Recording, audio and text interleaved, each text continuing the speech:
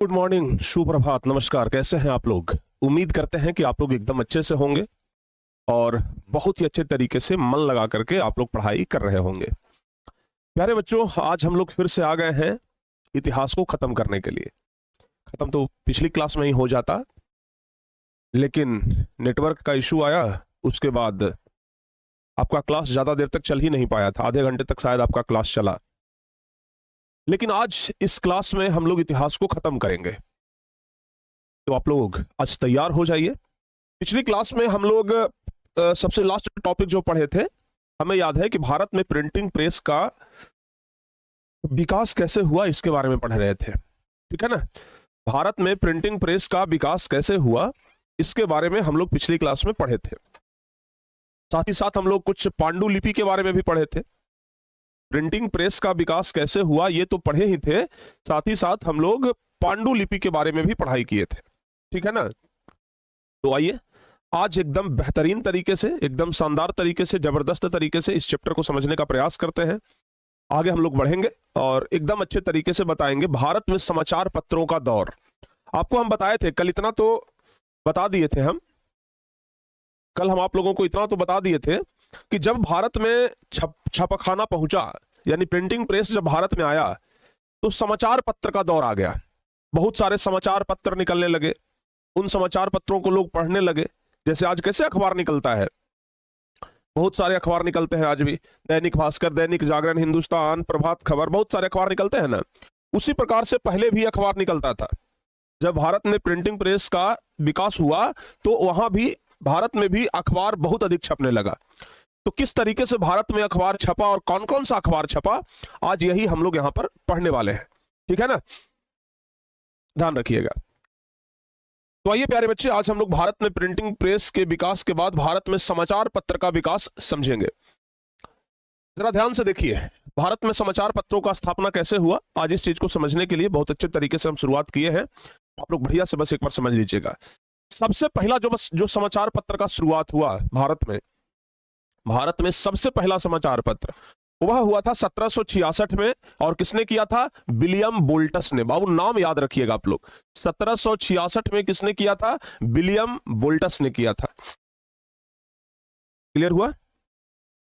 1766 में सबसे पहली बार भारतीय प्रेस का जो प्रारंभ किया वो किसने किया? विलियम बोल्टस ने किया। ठीक है ना? और सबसे पहला जो समाचार पत्र छपा ना, वो अंग्रेजी भाषा में छपा 1780 में। ठीक है?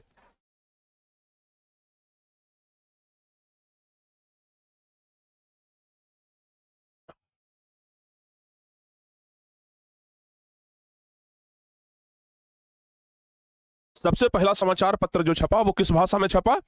1780। भाई इतना सारा ठीक आ रहा है आज। हाँ?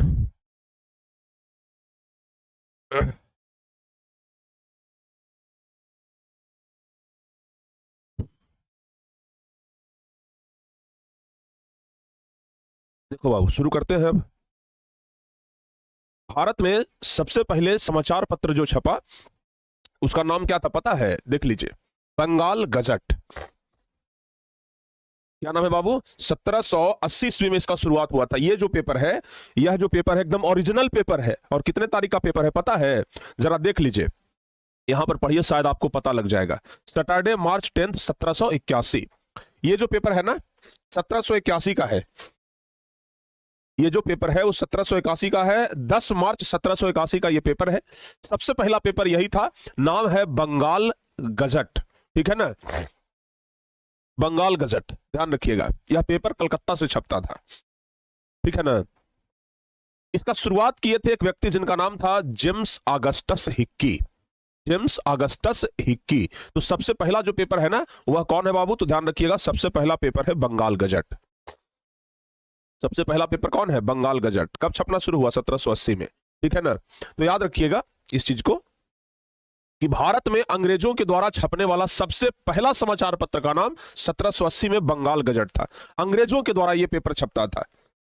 और वो अंग्रेज जो इस पेपर को पहली बार छापा, उसका नाम था जेम्स ऑगस्टस हिक्की। नाम याद रखिएगा, जेके हिक्की हम लोग शॉर्टकट में बोल देते हैं।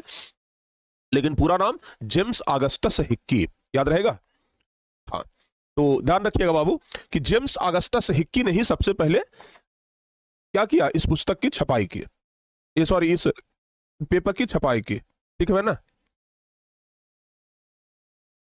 क्लियर हुआ बाबू। तो याद रखिएगा आधुनिक भारत में प्रेस का प्रारंभ, अगर आपसे ऑब्जेक्टिव क्वेश्चन में पूछा जाए आधुनिक भारत में प्रेस का प्रारंभ कब हुआ, तो बताइएगा आधुनिक भारत में प्रेस का प्रारंभ 1766 में हुआ, विलियम बुल्टस ने किया। भारत में अंग्रेजों के द्वारा छपने वाला प्रथम समाचार पत्र कौन था, तो भारत में अंग्रेजों के द्वारा छपने वाला, भारत में अंग्रेजों के द्वारा छपने वाला पहला समाचार पत्र जो था वो कौन सा था, बंगाल गजट, जो कि 1780 ईस्वी में छपा। और उसको छापने वाला कौन था, उसके प्रकाशक कौन थे, तो जेम्स ऑगस्टस हिक्की थे। ठीक है ना। अच्छा, 1780 में ही अंग्रेजों के द्वारा एक और पेपर निकला जिसका नाम था इंडिया गजट। एक तो 1780 में सबसे पहला पेपर निकला बंगाल गजट, दूसरा पेपर निकला इंडिया गजट। ठीक है ना, ये सब ऑब्जेक्टिव में पूछता है, ध्यान रखिएगा। ये सब ऑब्जेक्टिव के लिए इतना महत्वपूर्ण क्वेश्चन है, काफी ज्यादा, काफी बार पूछा भी गया है, तो ध्यान रखिएगा।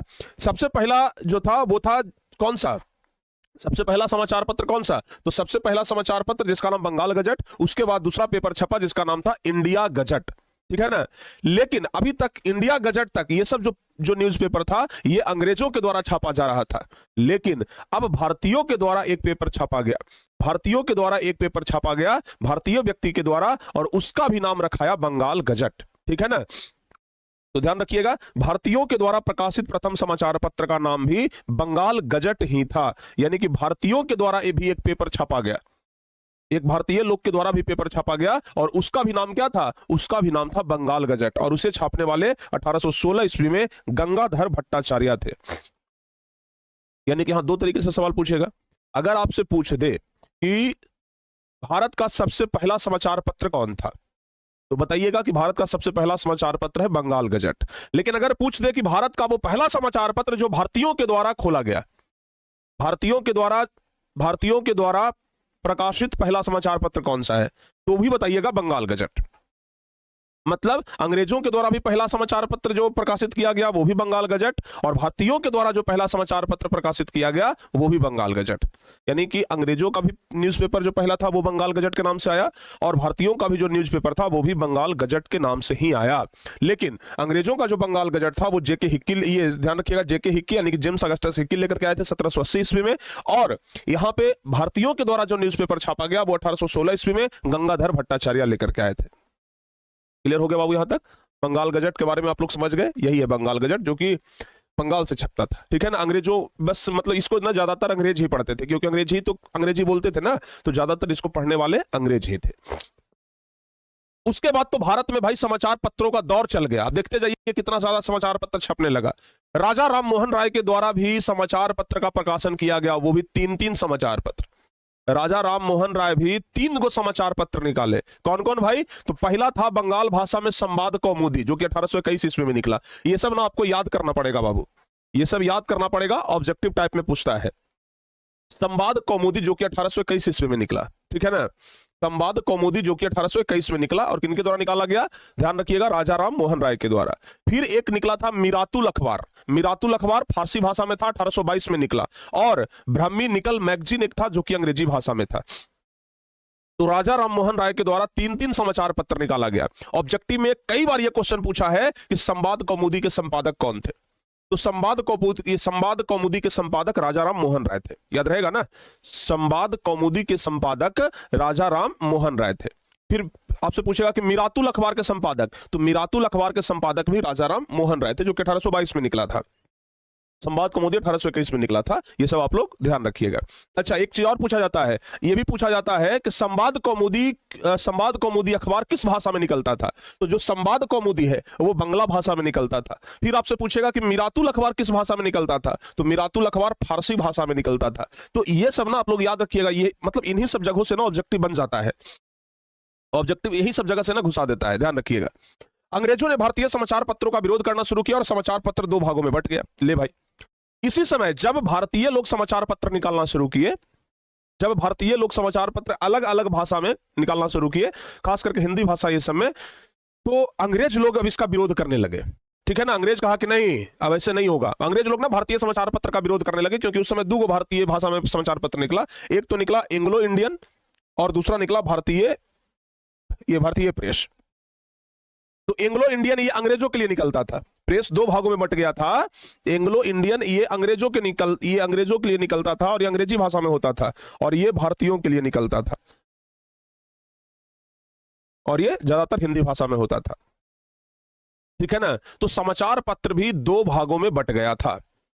अंग्रेजों में छपने वाला समाचार, ये अंग्रेजी भाषा में अंग्रेजों के द्वारा छापने वाला समाचार पत्र कुछ अलग था, और हिंदी भाषा का समाचार पत्र कुछ अलग था।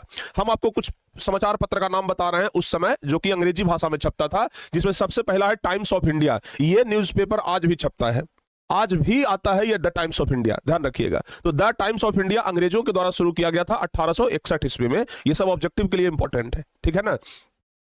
टाइम्स ऑफ इंडिया 1861 में शुरू किया गया। फिर स्टेट्समैन, अंग्रेजों के द्वारा ही निकाला जाने वाला एक अंग्रेजी भाषा का अखबार था स्टेट्समैन, ये 1875 में आया।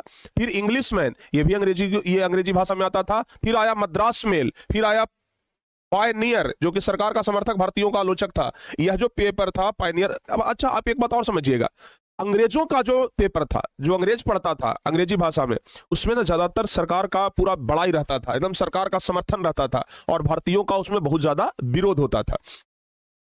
क्योंकि अंग्रेज लोगों के प्रति अगर विरोध में कोई लिखता तो भाई उसको सजा मिलता, इसलिए कोई अंग्रेजों के विरुद्ध में लिखता ही नहीं था। तो ये सब जो न्यूज़पेपर है ये सब अंग्रेजी भाषा में आता था। सिविल और मिलिट्री गजट, ये सब अंग्रेजी भाषा में आने वाला पेपर था। हो सकता है कि आप लोगों से लघु तरिये में सवाल पूछ दिया जाए कि अंग्रेजों के द्वारा छपने वाला, अंग्रेजों के द्वारा छापने वाला कुछ समाचार पत्रों के नाम लिखिए। लघु तरिये में आ सकता है कि अंग्रेजों के द्वारा छपने वाला कुछ समाचार पत्र, तो बता दीजिएगा the Times of India, Statesman, Englishman, Madras Mail, Civil और मिलिट्री गजट, पायनियर, ये सब अंग्रेजी भाषा में छपने वाला कुछ समाचार पत्र है, जिसको कि आप लोग ध्यान रखिएगा।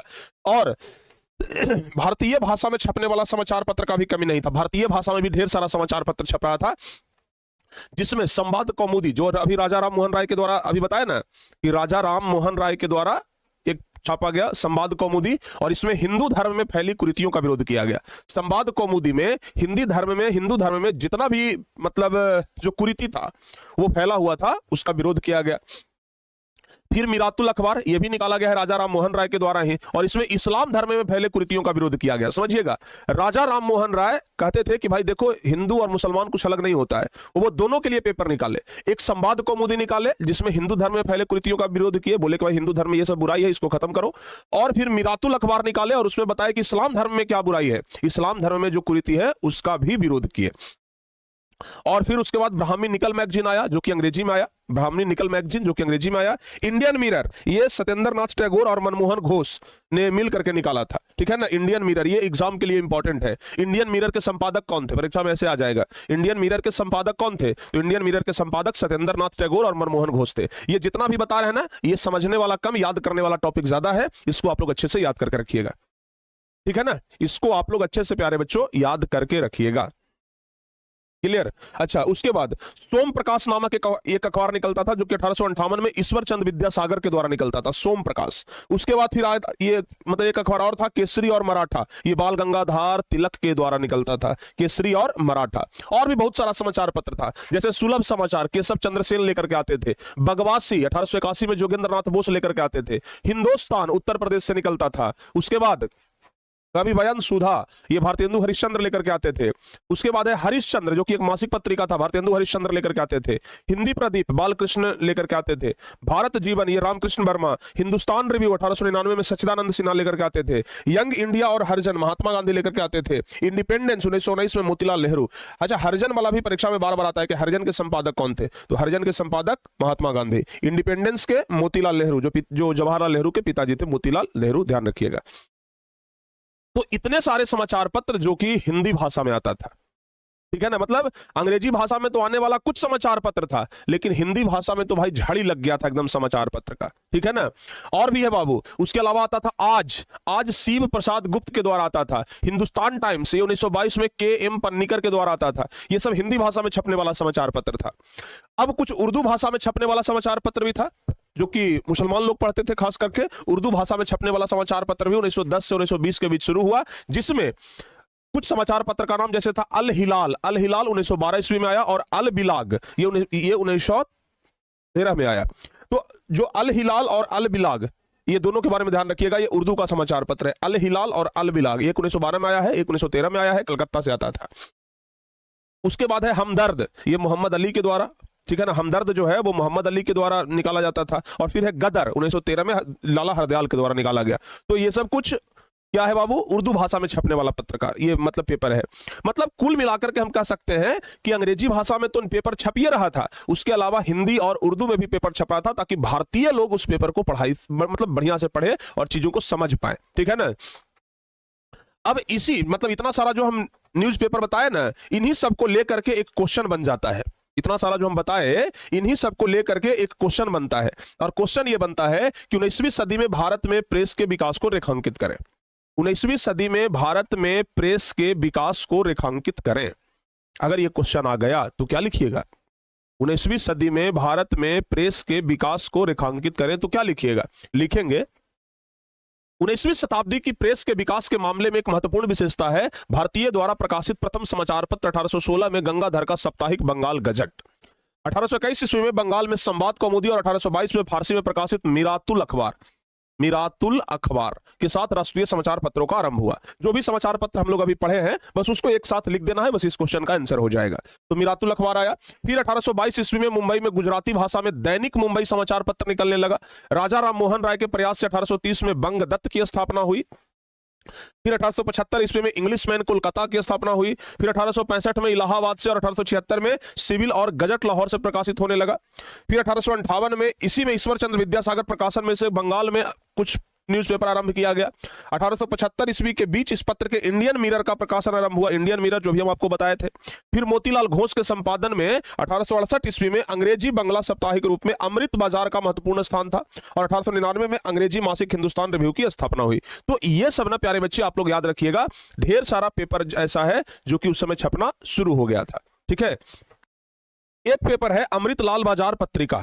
ये पेपर वर्नाक्यूलर प्रेस सेक्टर से बचने के लिए ना रातों रात अपना भाषा बदल लिया था। ये हम आपको आगे भी पढ़ाएंगे, ठीक है। तो इसको आप लोग अच्छे तरीके से ध्यान रखिएगा। ये वाला क्वेश्चन दीर्घ उत्तरीय का आता है, इसको बाबू आप लोग याद कर लेना, ठीक है ना। हाँ, एक क्वेश्चन और है कि भारतीय प्रेस की विशेषता को लिखिए, ठीक है ना। अब कह रहे हैं कि सर याद कैसे करेंगे? बाबू अब इतना सारा अगर न्यूज़पेपर है तो कम से कम याद तो करना पड़ेगा ना, क्योंकि ऑब्जेक्टिव आप देखिएगा इस चैप्टर का कोई भी पूछ देता है, ठीक है ना। कोई भी जैसे पूछ देगा आप लोगों से कि मीरातुल अखबार के लेखक कौन है या मीरातुल अखबार के संपादक कौन है, तो बताना पड़ेगा ना कि भाई मीरातुल अखबार के संपादक कौन है। आपको हम यहां पर बताए हैं, फारसी भाषा में मीरातुल अखबार निकाले थे राजा राम मोहन राय, ठीक है। चलिए, तो भारतीय प्रेस की विशेषता पूछ रहा है कि बताइए भारतीय प्रेस की क्या विशेषता है, भारतीय प्रेस की विशेषता बताइए। तो लिखेंगे कि 19वीं शताब्दी में जमींदारों तक की रुचि राजनीति में नहीं थी, यानी कि 19वीं शताब्दी में जो बड़े बड़े जमींदार होते थे उनका भी रुचि राजनीति में नहीं रहता था। समाचार पत्रों का वितरण कम था। फिर समाचार पत्र द्वारा धार्मिक और जातीय भेदभाव की आलोचना करने से धार्मिक एवं सामाजिक सुधार आंदोलन को बल मिला। यानी कि शुरुआत में तो भाई न्यूज़पेपर में किसी को दिलचस्पी नहीं था, बहुत कम समाचार पत्र वितरण होता था, लेकिन फिर समाचार पत्र द्वारा धार्मिक और जातीय भेदभाव की आलोचना करने से धार्मिक और सामाजिक सुधार आंदोलन को बल मिला। यानी कि समाचार पत्र में ही लोग धर्म के बारे में, जाति के बारे में लिखते थे, जिसके कारण से समाचार पत्र में ही लोग अपने बारे में पढ़ने लगे, अपने धर्म के बारे में पढ़ने लगे। तो लोगों को पता लगा कि भाई धर्म सुधार आंदोलन मतलब होना चाहिए, क्योंकि धर्म में बहुत तरह की खराबी है, बहुत तरह की कमियां हैं। भारत में दो तरह के प्रेस थे, एक अंग्रेजी में एंग्लो इंडियन प्रेस और एक हिंदी में भारतीय प्रेस। एंग्लो इंडियन की प्राकृतिक विदेशी तथा या भारतीय में फूट डालो और शासन करो की नीति पर काम करता था। यानी कि अंग्रेजों के द्वारा छपने वाला जो पेपर था एंग्लो इंडियन, वो भारतीयों के विरुद्ध में लिखता था और फूट डालो और शासन करो की नीति पर यह काम करता था। इसके द्वारा भारतीय नेताओं पर राज्य के प्रति गैर वफादारी का सदैव आरोप लगाया जाता था। मतलब अंग्रेजों के द्वारा जो लिखा जाने वाला पेपर था एंग्लो इंडियन, उसमें हमेशा भारतीय राजनेता का बुराई होता था, हमेशा भारतीय राजनेता का बुराई होता था। 19वीं से 20वीं सदी में राजा राम मोहन राय, सुरेंद्रनाथ बनर्जी, बाल गंगाधर तिलक, दादा भाई नौरोजी, जवाहरलाल नेहरू, महात्मा गांधी, मोहम्मद अली, मौलाना आजाद आदि ने प्रेस को शक्तिशाली तथा प्रभावशाली बनाया। यानी कि 19वीं से 20वीं सदी में इन सब व्यक्तियों ने मिलकर के, चाहे राजा राम मोहन राय हो, सुरेंद्रनाथ बनर्जी हो, बाल गंगाधर तिलक हो, दादा भाई नौरोजी हो, जवाहरलाल नेहरू हो, इन सब ने मिलकर के भारतीय प्रेस को बहुत मजबूत बनाया, शक्तिशाली बनाया, प्रभावशाली बनाया। तो लगातार अब हिंदी में भी पेपर छप रहे थे, अंग्रेजी में भी पेपर छप रहे थे। अंग्रेजों को लगने लगा कि भाई हिंदी वाला पेपर बंद करना पड़ेगा, नहीं तो मामला गड़बड़ा जाएगा। हिंदी वाला पेपर बड़ा प्रभावशाली होते जा रहा है, लोग उसको पढ़ रहा है, हमारे खिलाफ बोल रहा है। अंग्रेजों को लगने लगा कि हिंदी वाला पेपर पढ़ पढ़ के हमारे खिलाफ लोग बोल रहा है। ठीक है ना। हाँ, अंग्रेजों को लगने लगा कि पेपर पढ़ी पढ़ी जग मुआ, भया न पंडित को, 2.5 अक्षर प्रेम का पढ़े सो पंडित होए। अंग्रेजों को लगने लगा कि भाई पेपरवा पढ़ पढ़ करके ना सब पंडित हो गया है और हमारे खिलाफ बोलना शुरू कर दिया है। इसलिए अंग्रेजों ने हिंदी वाले पेपर को रोकने के लिए वर्नाक्यूलर प्रेस एक्ट लेकर के आया 1878 में, जिसके बारे में हम आपको भारत में राष्ट्रवाद चैप्टर में पढ़ा भी चुके हैं। ठीक है ना। तो 1878 ईस्वी में आया वर्नाक्यूलर प्रेस एक्ट। 1878 ईस्वी में आया वर्नाक्यूलर प्रेस एक्ट। तो अंग्रेजों के खिलाफ छपने वाला या राष्ट्रवाद को बढ़ावा देने वाला क्षेत्रीय भाषा के समाचार पत्र को प्रतिबंधित करने के लिए जो कानून लाया गया उसे वर्नाक्यूलर प्रेस एक्ट कहा जाता है। यानी कि हिंदी भाषा के समाचार पत्र, क्षेत्रीय भाषा का जो समाचार पत्र था उस पर प्रतिबंध लगाने के लिए जो कानून आया उसी को कहते हैं वर्नाक्यूलर प्रेस एक्ट। और इस कानून के तहत इस एक्ट के तहत हिंदी भाषा में छपने वाले सभी पत्र पत्रिकाओं और अखबारों को प्रतिबंधित कर दिया गया। बताया है ना वर्नाक्यूलर प्रेस एक्ट के बारे में कि भाई वर्नाक्यूलर प्रेस एक्ट अंग्रेज लोग लेकर के आया ताकि हिंदी में छपने वाला जितना पेपर है सबको खत्म कर दे, हिंदी वाला एक को पेपर बचे ही नहीं। ठीक है ना। और जब ये कानून आया, अंग्रेज जब ये कानून को लेकर के आए तो उस समय बंगाली भाषा में एक पेपर छपता था जिसका नाम था अमृतलाल बाजार पत्रिका। ये बंगला भाषा में पेपर छपता था। ठीक है ना। वर्नाक्यूलर प्रेस एक्ट जब आया तो बंगाली भाषा में एक छापने वाला पेपर था अमृतलाल बाजार पत्रिका। इसने क्या किया कि रातों रात अपना भाषा बदल लिया। आज तक बंगला भाषा में पेपर छपा है और जब ये नियम आया तो अगले ही दिन से अंग्रेजी भाषा में पेपर छपने लग गया। कहते हैं ना कि समय के अनुसार बदल जाना। ये तो भाई अमृतलाल बाजार पत्रिका वाले जो थे, मोतीलाल घोष इसके संपादक थे। तो मोतीलाल घोष, इसके कहीं लिखा भी होगा, इसके संपादक मोतीलाल घोष थे। तो मोतीलाल घोष ने रातों रात अपनी भाषा बदल ली है। आज तक बंगला भाषा में छाप रहे थे, कल से अंग्रेजी में छापना शुरू कर दिया। अंग्रेजों का तारीफ, वाह जी वाह। ठीक है ना। तो वर्नाक्यूलर प्रेस एक्ट के कारण ही बंगाली भाषा में छपने वाला अमृतलाल बाजार पत्रिका ने रातों रात अपनी भाषा बदल ली और अंग्रेजी कर लिया। ठीक है ना। रातों रात अपनी भाषा बदल कर अंग्रेजी कर लिया, जिसके संपादक कौन थे? मोतीलाल घोष थे। ठीक है ना बाबू। हाँ, 2.5 अक्षर पेपर का पढ़े सो राष्ट्रवादी होए। हाँ, ये बिल्कुल सही है। पेपर जो पढ़ता था ना एकदम राष्ट्रवादी हो जाता था। ठीक है, ध्यान रखिएगा।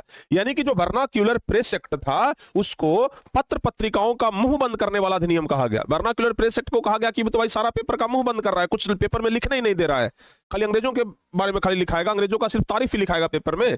तो वर्नाक्यूलर प्रेस एक्ट को पत्र पत्रिकाओं का मुंह बंद करने वाला अधिनियम कहा जाता है। तो यहां से 2-3 क्वेश्चन आता है।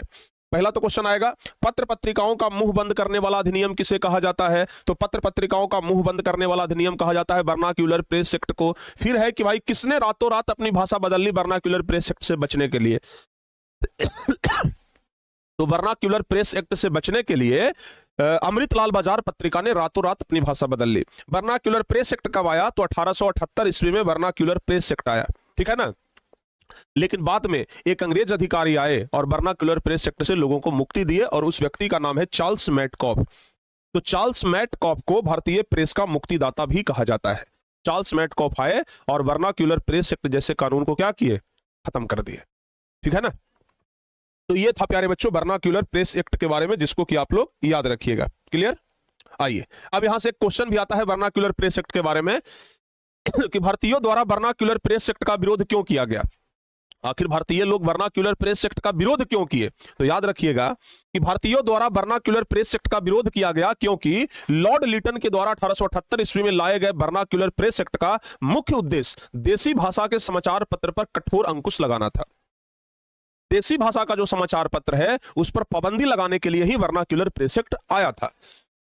इस अधिनियम के अनुसार भारतीय समाचार पत्र ऐसा कोई समाचार प्रकाशित नहीं कर सकते थे जो अंग्रेजी सरकार के प्रति दुर्भावना प्रकट करता हो।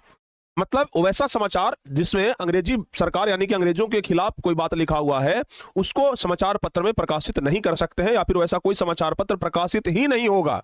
इस कानून के द्वारा जो पेपर छापने का जो अधिकार था, जो प्रेस का अधिकार था, उस पर बड़ा कठोर नियंत्रण लगाया गया। ठीक है ना। इस अधिनियम के द्वारा प्रेस पर बड़ा कठोर नियंत्रण लगाया गया। इस प्रतिबंध से बचने के लिए प्रकाशकों को अपने लेखों की समीक्षा करवानी आवश्यक थी। मतलब अंग्रेज लोग ये नियम लगा दिया कि देखो भाई, अगर पेपर छाप रहे हो तो कोई एक अंग्रेज अधिकारी पहले आपके पेपर की समीक्षा करेगा, पहले उसको देखेगा, उसको अप्रूव करेगा कि हाँ अब इस चीज को छापो, तभी छापना है, नहीं तो नहीं छापना है। ठीक है ना। यानी कि अपने लेखों की लेखों की समीक्षा करवानी आवश्यक थी। इसलिए भारतीय राष्ट्रवादियों ने इस अधिनियम को कहा कि भाई ये बहुत खराब अधिनियम है, बहुत इसका विरोध किया। लोगों ने इस अधिनियम को बहुत ज्यादा विरोध किया। तो वर्नाक्यूलर प्रेस एक्ट का विरोध भारतीय लोग इसलिए कर रहे थे, ठीक है ना, ध्यान रखिएगा। और अच्छा, आप लोग बताइए इस वर्नाक्यूलर प्रेस एक्ट को लेकर के कौन आया था? उस अंग्रेज अधिकारी का नाम बताइए,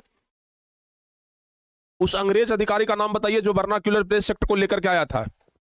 जो वर्नाक्यूलर प्रेस एक्ट को लेकर के आया था, उस अंग्रेज अधिकारी का नाम जरा हमें एक बार बता दीजिए। बताओ बाबू। Lord Lytton. नाम क्या था बाबू? लॉर्ड लीटन, लॉर्ड कर्जन नहीं, लॉर्ड लीटन, ठीक है ना। तो लॉर्ड लीटन ये समाचार पत्र वाला कानून लेकर के आया था। और लॉर्ड लीटन एक तरीके से तो लाया था आंदोलन को रोकने के लिए कि भाई जो भारतीय राष्ट्रीय आंदोलन चल रहा है वो रुक जाए। लेकिन लॉर्ड लीटन के इस बर्ताव से, लॉर्ड लीटन के इस चाल से आंदोलन और बढ़ गया।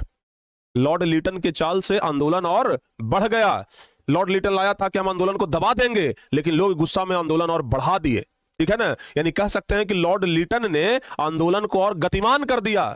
लॉर्ड लीटन की वजह से आंदोलन और रफ्तार पकड़ लिया। परीक्षा में सवाल भी आता है कि लॉर्ड लीटन राष्ट्रीय आंदोलन को गतिमान बनाया कैसे? लॉर्ड लीटन ने आंदोलन को गतिमान बनाया, आखिर कैसे गतिमान बनाया बताइए। तो लिखेंगे कि लॉर्ड लीटन अंग्रेजी समाचार पत्र का समर्थक था, यानी कि लॉर्ड लीटन अंग्रेजी समाचार पत्र का समर्थन करता था, लेकिन देसी समाचार पत्रों के समाजवादी नीतियों के विरुद्ध राष्ट्रवादी भावनाओं को उत्पन्न किया। लॉर्ड लीटन ने ही जो देसी समाचार पत्र था उसके विरुद्ध में जाकर के बोलने लगा। इसने 1878 ईस्वी में हिंदी भाषा के समाचार पत्रों को अधिक नियंत्रण में लाने का प्रयास किया। यानी कि लॉर्ड लीटन ने हिंदी भाषा में छपने वाला जो समाचार पत्र था उसको सोचा कि हम अपने नियंत्रण में, हम अपने कब्जे में ले लेंगे।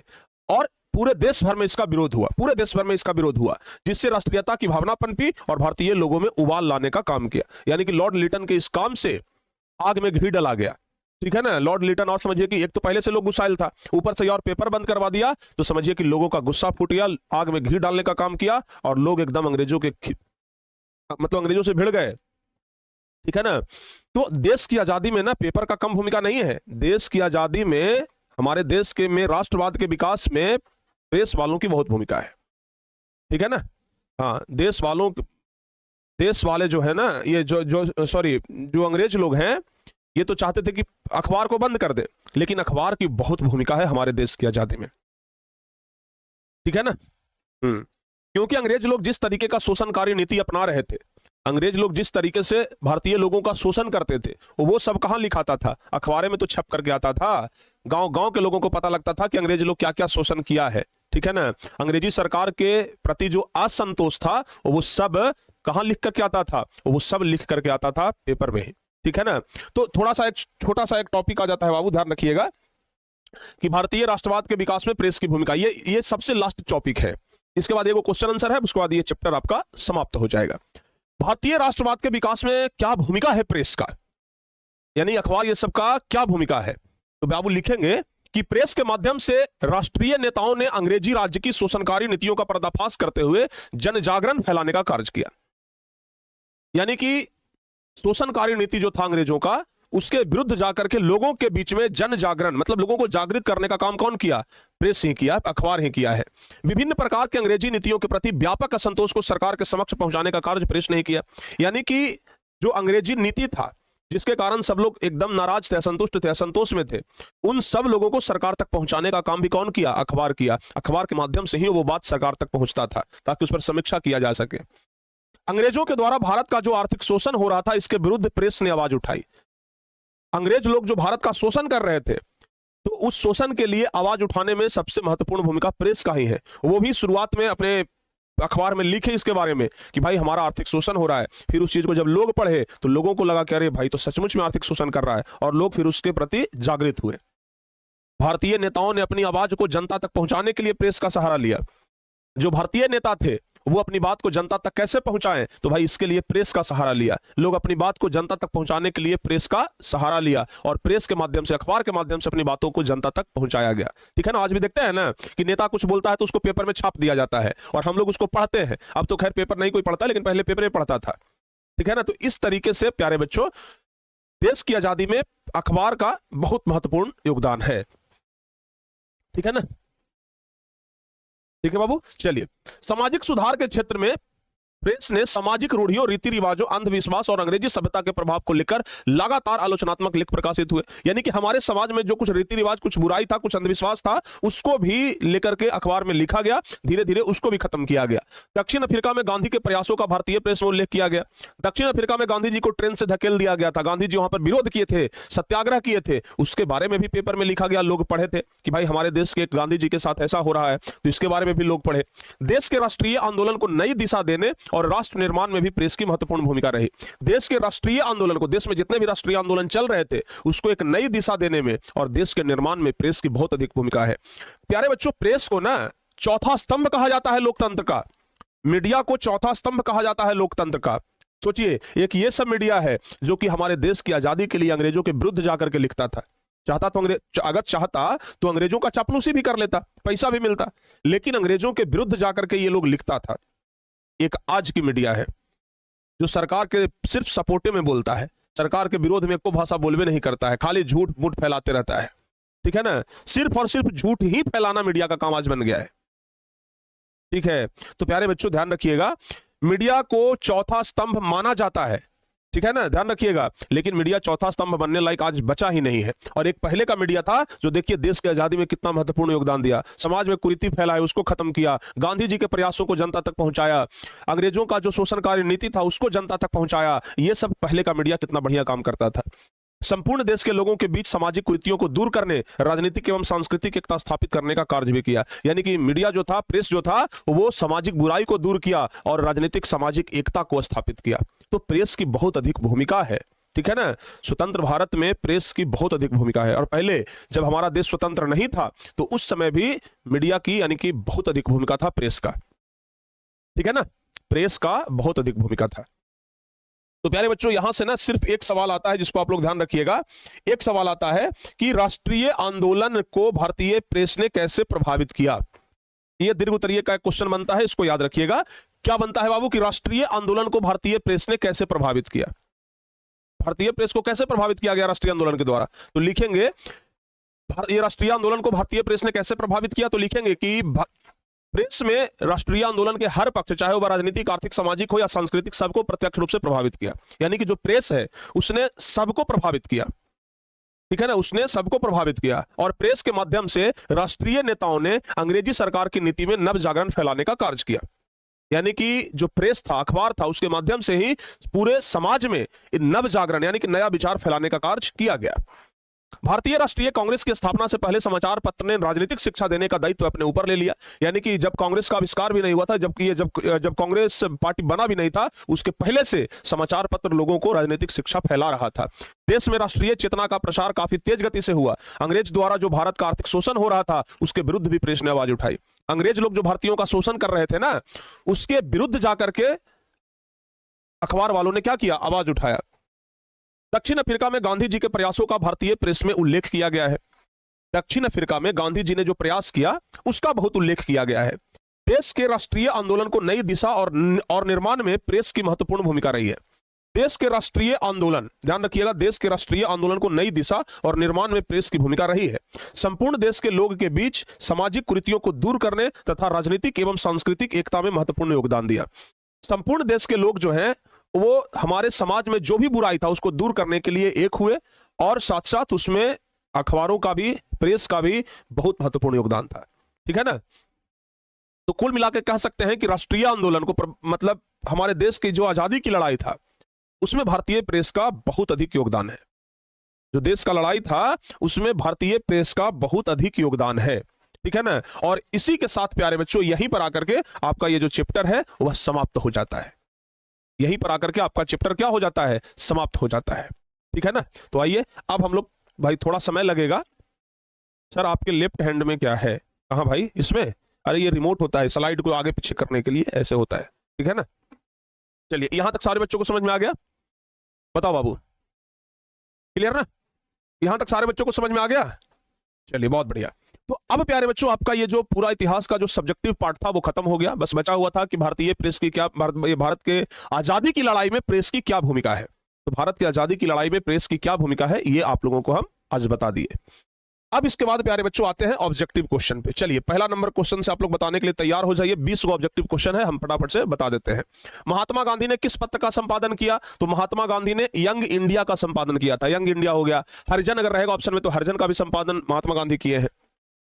क्वेश्चन आया ये वाला, देख लीजिए, किस पत्र ने रातों रात वर्नाक्युलर प्रेस एक्ट से बचने के लिए अपनी भाषा बदल ली? तो जवाब होगा अमृतलाल बाजार पत्रिका ने अपनी भाषा बदल ली थी रातों रात। आगे बताइए, 13वीं सदी में किसने ब्लॉक प्रिंटिंग के नमूने यूरोप पहुंचाए? ब्लॉक प्रिंटिंग का नमूना यूरोप में कौन पहुंचाया था? तो जवाब होगा मार्को पोलो। अगला बताइए, गुटेनबर्ग का जन्म किस देश में हुआ था? तो गुटेनबर्ग का जन्म हुआ था जर्मनी में, यह भी याद रखिएगा। अगला बताइए, गुटेनबर्ग ने सर्वप्रथम किस पुस्तक की छपाई की? तो गुटेनबर्ग ने सर्वप्रथम बाइबिल की छपाई की, ध्यान रखिएगा। आगे बाबू, इंग्लैंड में मुद्रण कला को पहुंचाने वाला कौन था? इंग्लैंड में मुद्रण कला को पहुंचाने वाला था कैक्सटन, क्योंकि मुद्रण कला तो गुटेनबर्ग के द्वारा जर्मनी में प्रकाशित, ये मतलब आविष्कार किया गया था, उसको इंग्लैंड में लाने वाला कौन था? कैक्सटन। आगे बताइए, किसने कहा था कि मुद्रण ईश्वर की दी हुई महानतम देन है, सबसे बड़ा तोहफा है? ये किसने कहा? मार्टिन लूथर ने कहा था। मार्टिन लूथर ने कहा था, ठीक है ना, मार्टिन लूथर ने कहा था, याद रखिएगा। इसमें यह मत लगाइएगा कि मार्टिन लूथर किंग, गलत हो जाएगा। मार्टिन लूथर किंग नहीं, सिर्फ मार्टिन लूथर प्यारे बच्चों। अगला बता दीजिए, रूसो कहां का दार्शनिक था? रूसो, बहुत सारे बच्चे कहते हैं अच्छा रूसो, तो ये तो रूस का होगा, लेकिन गलत होगा। रूसो जो था वो फ्रांस का दार्शनिक था। अगला नंबर क्वेश्चन बता दीजिए, विश्व में सर्वप्रथम मुद्रण की शुरुआत कहां हुई? छपाई की शुरुआत कहां हुई? तो बाबू चीन में। मुद्रण की शुरुआत कहां हुई? चीन में हुआ था। आगे कह रहा है कि किस देश की सिविल सेवा परीक्षा ने मुद्रित पुस्तकों की मांग बढ़ाई? किस देश की सिविल सेवा परीक्षा ने? आपको तो बतेबे किए थे कि परीक्षा का शुरुआत भी चीन से ही हुआ है। अगला नंबर क्वेश्चन, मुद्रण तकनीक का विकास सर्वप्रथम कहां हुआ था? तो मुद्रण तकनीक का विकास सर्वप्रथम चीन में ही हुआ। छपाई का जो पहला आविष्कार हुआ ना, वो चीन में ही हुआ था। मार्टिन लूथर कौन थे? तो मार्टिन लूथर धर्म सुधारक थे, ठीक है ना, मार्टिन लूथर धर्म सुधारक थे। अच्छा, एक चीज जो आप लोग ध्यान रखिएगा, अभी ना हम जब पिछली क्लास में थे तो एक चीज देख रहे थे मार्टिन लूथर के बारे में, शायद यहां पर, ठीक है ना, यहां पर ये मिस्टेक से धर्म विरोधी नेता लिखा गया था भाई, ठीक है ना, धर्म सुधारक यहां पर होगा, धर्म सुधारक, हेडिंग गलती लिखा गया था। हम सोचे थे कि इसको क्लास में बता देंगे। ये धर्म सुधारक थे, ना कि धर्म विरोधी नेता थे। धर्म विरोधी कहने का मतलब ये हुआ था ना कि जो धर्म के खिलाफ बोलते थे, जो धर्म में कुरीति था उसका ये विरोध करते थे, ठीक है ना, जो धर्म में कुरीति था, जो धर्म में गलत चीज था उसका ये विरोध करते थे, तो उसके बारे में लिखा हुआ है। चलिए आगे बता दीजिए अब। अगला नंबर क्वेश्चन, इनक्विजिशन क्या था? इनक्विजिशन जो कि मार्टिन लूथर के द्वारा ही चलाया गया था, और यह भी इनक्विजिशन एक धर्म धर्म धर्म धर्म धर्म अदालत था, जहां पर कि जो धर्म के प्रति कुरीति था उसको खत्म करने का प्रयास किया गया था। वर्नाक्युलर प्रेस एक्ट कब पास हुआ? तो भाई 1878 में, 1878 में। वर्नाक्युलर प्रेस एक्ट कब लाया गया? 1878 में, लॉर्ड लीटन के द्वारा लाया गया था, यह भी याद रखिएगा। किसके द्वारा लाया गया? लॉर्ड लीटन, प्यारे बच्चों, लॉर्ड लीटन के द्वारा वर्नाक्युलर प्रेस एक्ट लाया गया था। अगला, इसमें से कौन निम्न जातीय आंदोलन के नेता थे? तो निम्न जातीय आंदोलन के नेता हैं ज्योतिबा राव फूले। अगला क्वेश्चन बताइए, हिंद स्वराज पुस्तक के लेखक? तो हिंद स्वराज किनके द्वारा? महात्मा गांधी के द्वारा लिखा गया है। हिंद स्वराज के पुस्तक के लेखक महात्मा गांधी हैं। अगला, 95 स्थापनाएं कौन लिखे हैं? तो ये मार्टिन लूथर के द्वारा लिखा गया है। 95 स्थापनाएं, 95 स्थापनाएं किसके द्वारा लिखा गया है? मार्टिन लूथर के द्वारा। अगला बता दीजिए, हिंदुस्तान रिव्यू का प्रकाशन किसने शुरू किया? हिंदुस्तान रिव्यू का प्रकाशन, तो हिंदुस्तान रिव्यू का प्रकाशन सच्चिदानंद सिन्हा ने। हिंदुस्तान रिव्यू का प्रकाशन किसने किया? सच्चिदानंद सिन्हा ने हिंदुस्तान रिव्यू का प्रकाशन किया। आगे, कागज का आविष्कार किस देश में हुआ? तो भाई कागज का आविष्कार चीन में हुआ। कागज का आविष्कार चीन में हुआ।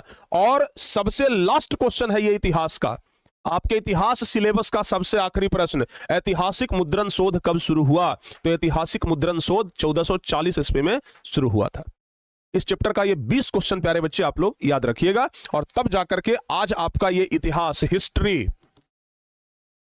हिस्ट्री प्यारे बच्चों क्या हो गया? समाप्त हो गया। आज इतिहास आपका समाप्त हो गया है बाबू। आज इतिहास समाप्त के कगार पे पहुंच गया है। कगार पे नहीं गया भाई, समाप्त हो गया है। यानी कि आपका ये जो इतिहास का सिलेबस है वो आज समाप्त हो गया, ठीक है ना। चलिए भाई, जय प्रभु। आज इतिहास सब्जेक्ट खत्म। जब सब्जेक्ट खत्म होता है, जब सिलेबस खत्म होता है ना, तो भाई बड़ा मजा आता है, अंदर से लगता है कि आहा क्या बात है, इतना दिन से लगातार मेहनत किए तब जाकर के खत्म हुआ। तो सोशल साइंस में ज्योग्राफी खत्म, सोशल साइंस में सिविक्स खत्म, सोशल साइंस में हिस्ट्री खत्म, अब बच गया है सिर्फ आपदा प्रबंधन और इकोनॉमिक्स। ये दो चीज बच गया है। तो आपदा प्रबंधन तो 1-2 क्लास का चीज है, 1-2 क्लास में खत्म हो जाएगा।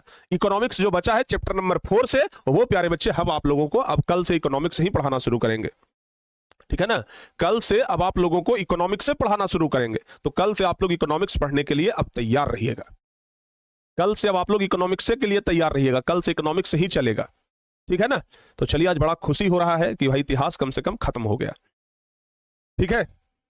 चलो बाबू, अब इसका नोट्स भी हम सब भिजवा देते हैं फटाफट से, ताकि आप लोग बढ़िया से याद कर लें, ठीक है ना। तो चलिए, अब आज की इस क्लास को यहीं पर जय हिंद जय भारत बोलते हैं, आज की क्लास को यहीं पर खत्म करते हैं। दोपहर में मिलते हैं प्यारे बच्चों क्रैश कोर्स वाली क्लास में, ठीक है ना। तो मिलते हैं आज दोपहर वाली क्लास में। अब अच्छे तरीके से मन लगाकर कैसे आप लोग पढ़ते रहिए। तब तक के लिए